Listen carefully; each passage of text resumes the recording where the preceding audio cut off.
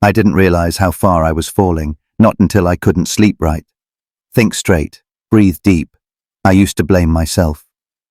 Maybe I'm just lazy. Maybe I'm not built for peace. But it wasn't me. It was what I was doing every day. And worse, what I wasn't doing. I didn't need motivation. I needed rhythm, habits, the kind that don't look impressive, but quietly hold your life together. Waking up used to mean checking my phone. Before I even left the bed, I had already left myself. Now I sit, no screen, just me. One breath, then another. That pause gave me space. That space gave me power. Most mornings I walk. No destination, no podcast, just movement. At first it felt pointless. Now it feels like medicine. Some of my best thoughts, they showed up on those walks. When I finally got quiet enough to hear them. I used to juggle 5 things at once. Proud of it. Productive, I thought. But everything was half done. My focus was scattered, and I felt drained. Now I do one thing, just one, fully, phone away. No tabs, no background noise. The silence used to be hard. Now it feels like a superpower. Sleep? I treated it like a leftover, something I'd get to if I had time. But bad sleep is expensive. It costs your focus, your patience, your mood. Now I treat it like a ritual. Screens off, lights low, same time every night. When you sleep like you matter, you wake up like you believe it. There was a time I didn't move at all. I sat, scrolled, worked, scrolled again. And I wondered why I felt heavy, foggy, stuck. Then I started small, stretching, push-ups, walking with no goal. It wasn't about fitness. It was about flow, energy. Movement clears what scrolling clogs. I kept everything in my head. Ideas, regrets, overthinking, loops that never stopped. Now I write, messy, fast, 1 page a day. I don't write to impress. I write to release. You don't need a clean mind. You need a clean outlet. And here's the part that really hit me. I was feeding my brain garbage all day. Random videos, doom scrolling, opinions I didn't ask for. No wonder I felt scattered. I had no filter, so I made one. No phone in the first hour, no social before noon, only content that builds, not breaks. You protect your body from junk food. Why not your mind? Every one of these habits felt small, too small to matter. But together, they rebuilt me. Not in one day, but one choice at a time. If you feel lost, stuck, overstimulated, you don't need a massive overhaul. You need rhythm, stillness, intention. These habits saved me from the version of myself I was becoming, and now they carry me forward. There was a time I didn't know how to slow down. Every moment felt like a race, every task a rush. Even when I had free time, my brain sprinted. Rest didn't mean peace, it meant guilt. But I've learned, slowing down isn't weakness, it's wisdom. One of the hardest things I did was to pause, on purpose. I started sitting for 5 minutes. No phone, no agenda, just breathing. It felt useless, pointless, uncomfortable. But something strange happened. The silence began to speak. I heard my thoughts, my real ones. And for the first time in years, I didn't try to escape them. I used to say yes to everything, to avoid guilt, to avoid conflict. But each yes was a no to myself. No time, no rest, no room to breathe. Now, I pause. I ask, does this give me energy or drain it?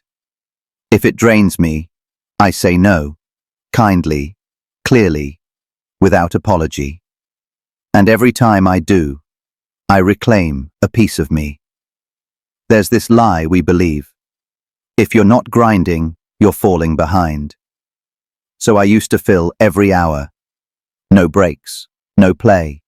Just work, scroll, collapse, repeat. But burnout isn't proof you're trying. It's proof something's broken. So I made space. White space. Boring space. No productivity. Just life. Just being.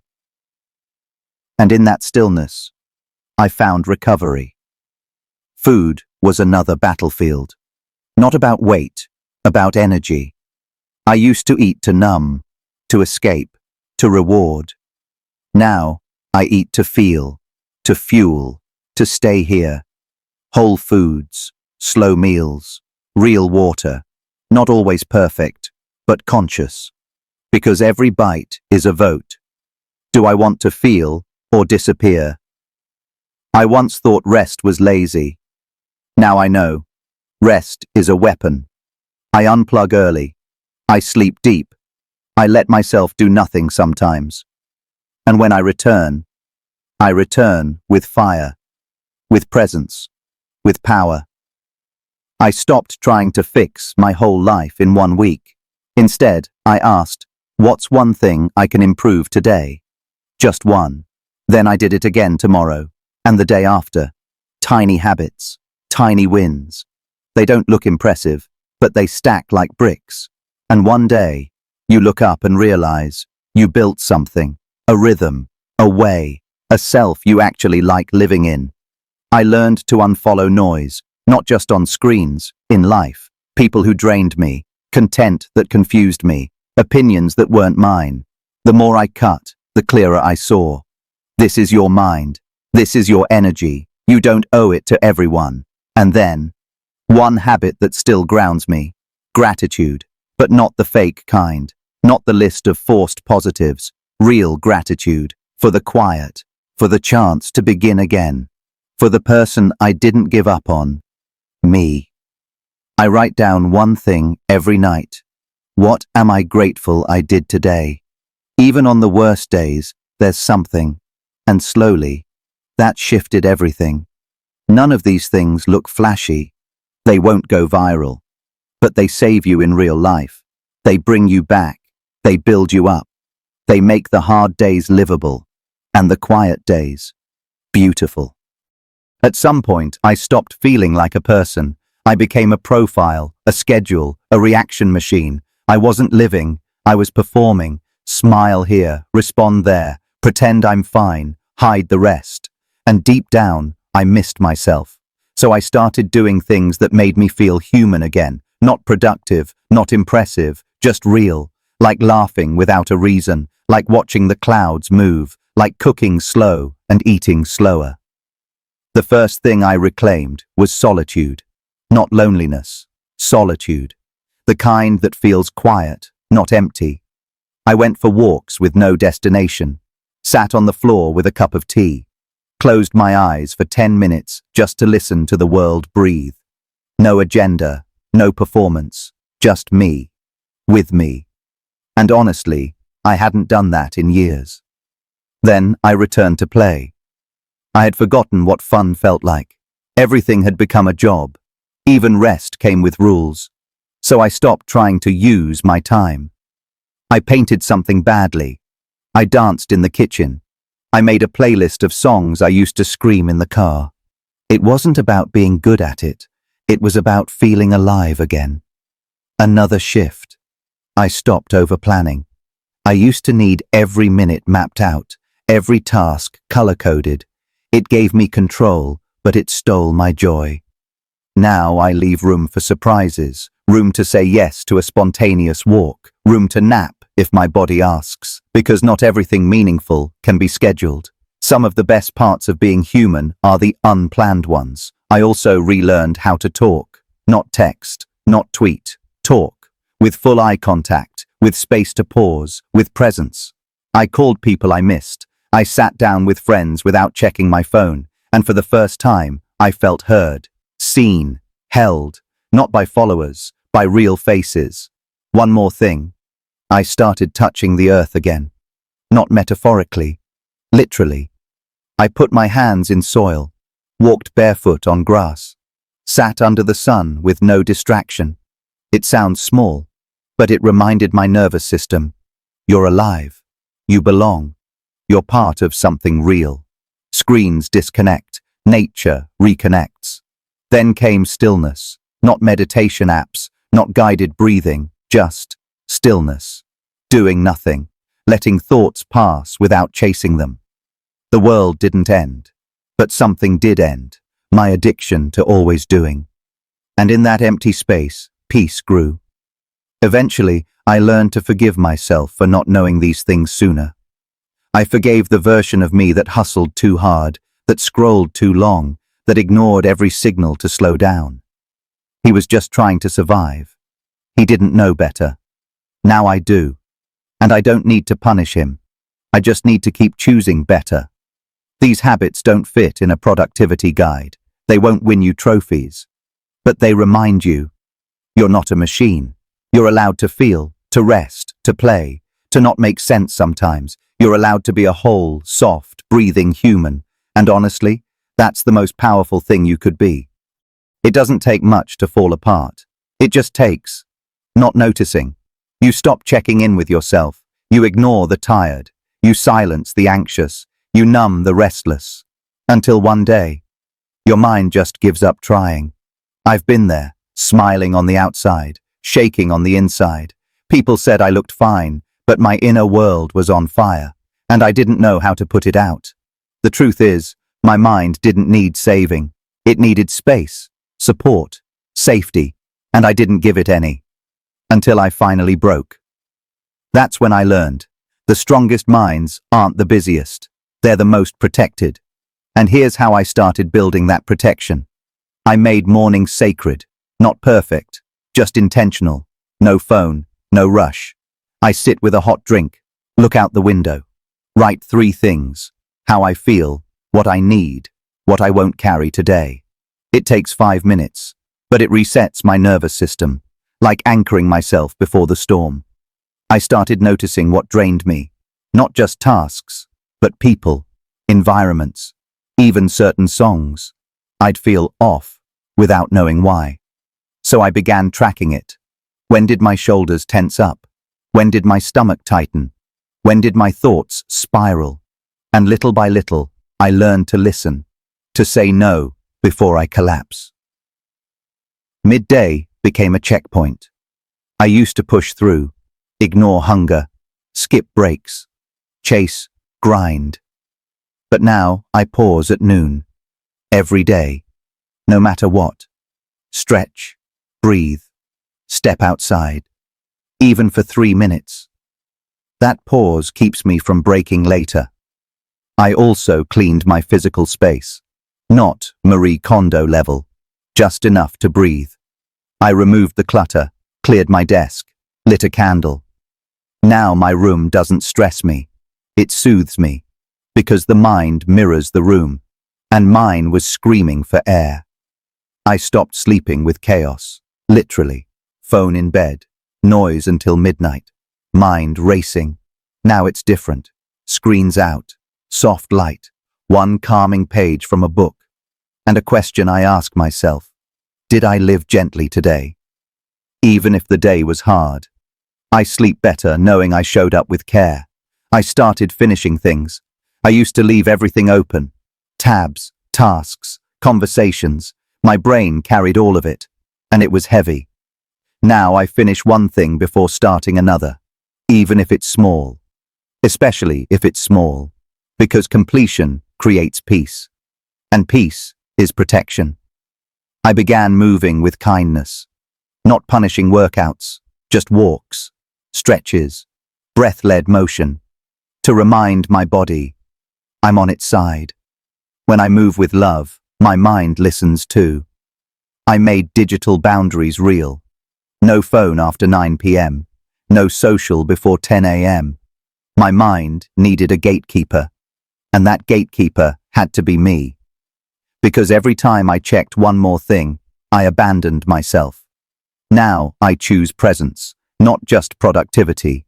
Most of all, I allowed myself to do less, but feel more.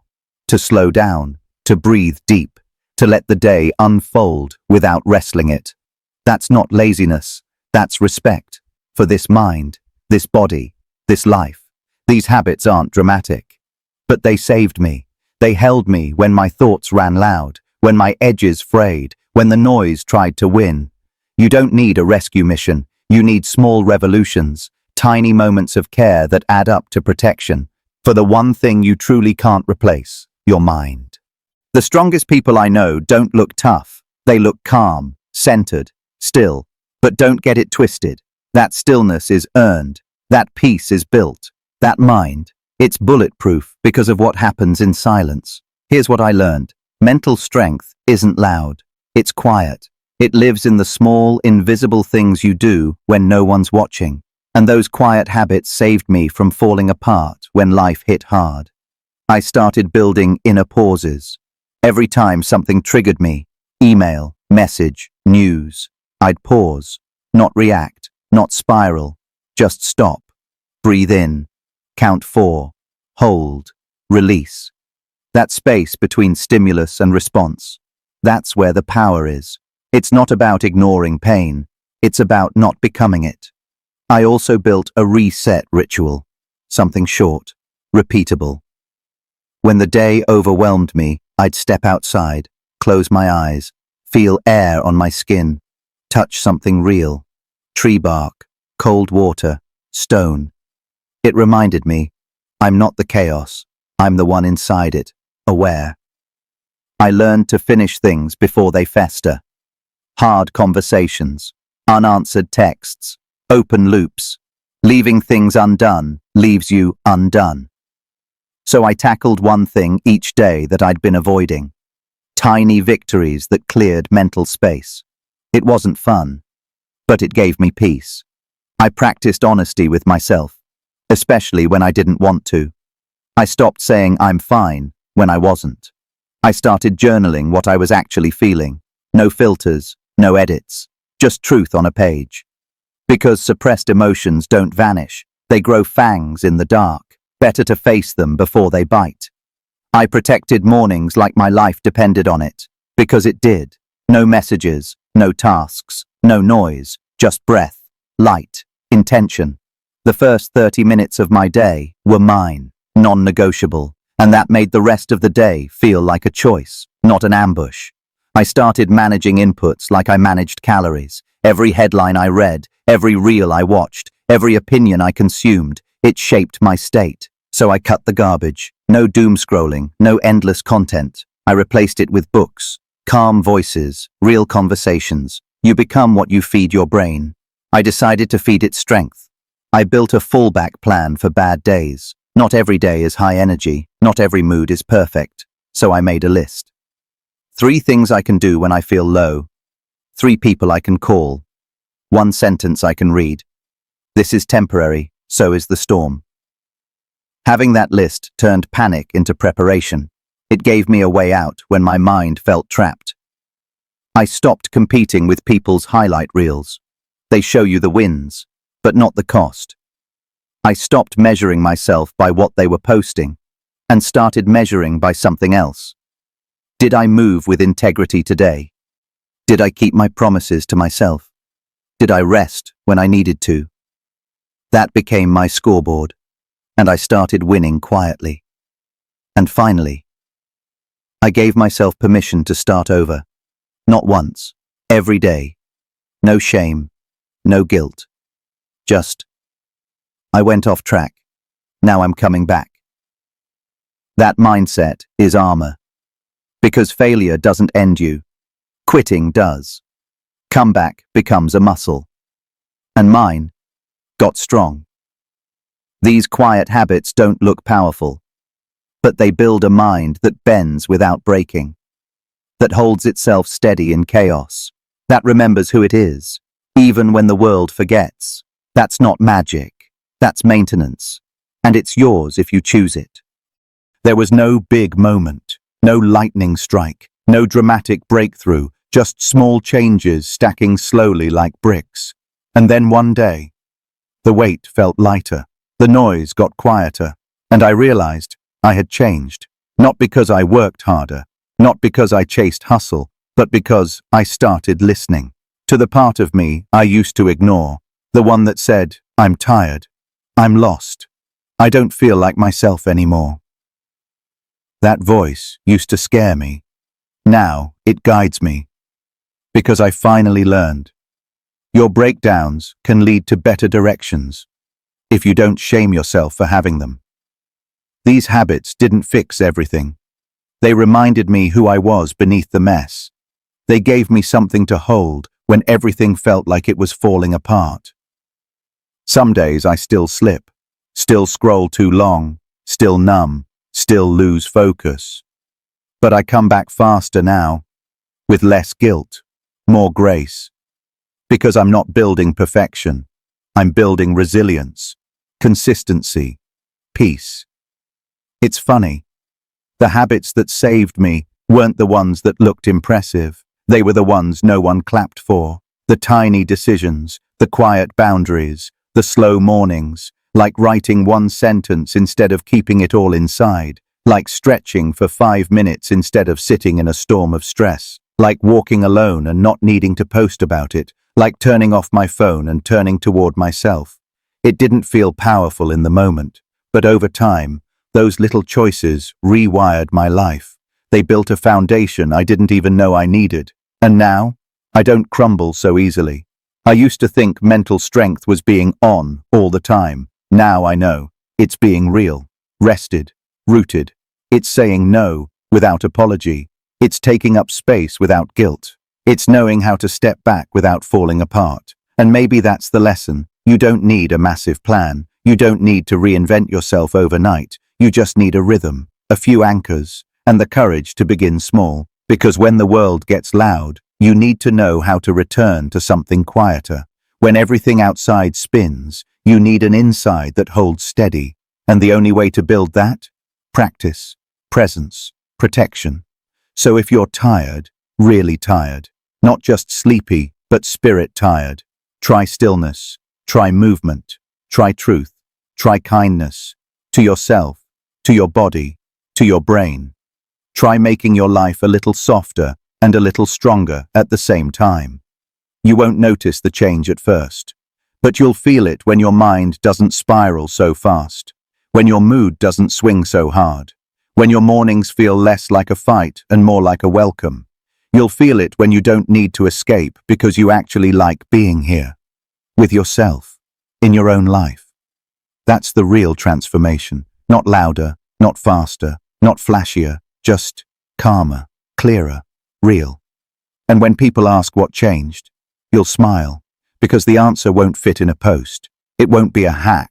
It'll be a quiet series of decisions you made when no one was watching. Decisions to protect your peace, to choose better, to come back home to yourself, again and again and again.